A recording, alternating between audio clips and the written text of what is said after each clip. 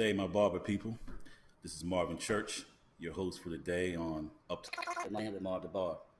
One of the things I wanted to talk about today was never be such the big barber guy that you can't go backwards to learn a few things. I had an opportunity a couple weeks ago to actually go back to Philadelphia, back to the roots, and actually sit in the barbershop and get that feeling again, get that hunger feeling, get to see the eyes of the barbers, get to see them focusing.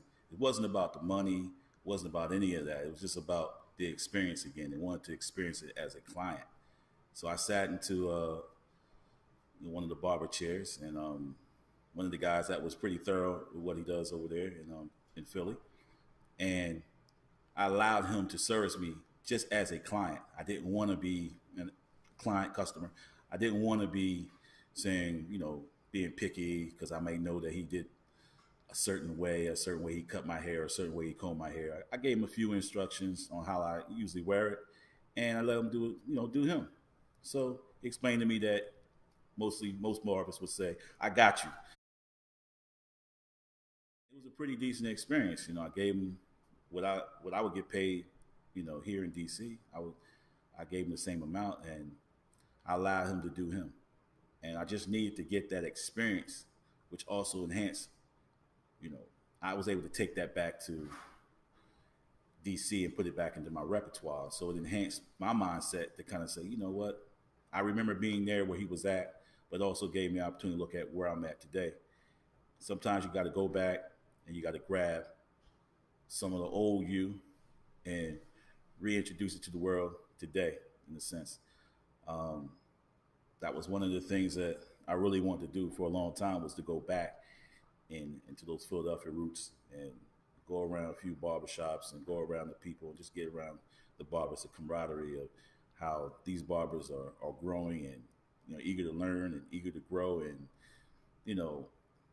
from doing fresh cuts and color to now doing products and seeing great results. And this is like the underground situation as opposed to what we see at hair shows like IBS, International Hair Show, that I attend to at least 2 times a year in New York and Orlando.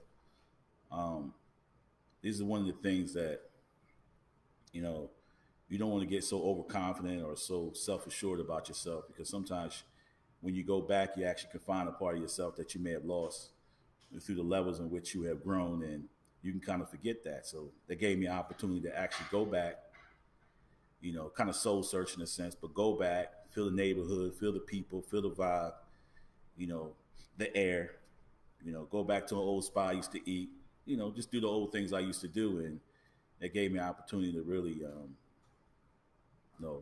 re-humble myself in a sense.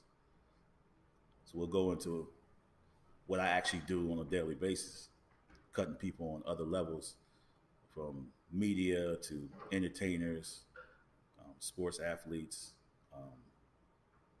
just people mainly in the media business. And that can kind of, because of the price point, you can kind of lose a little bit of that humbleness, and you can start thinking that your everyday clients are less than. You can look at them and be like, they're not paying enough, or you can feel like your worth is not being rewarded. And so that was my process 2 weeks ago, in the sense where I journeyed back, and it helped a lot. It rekindled some hunger, rekindled a different vision that I had once before. And I remember having that vision, and,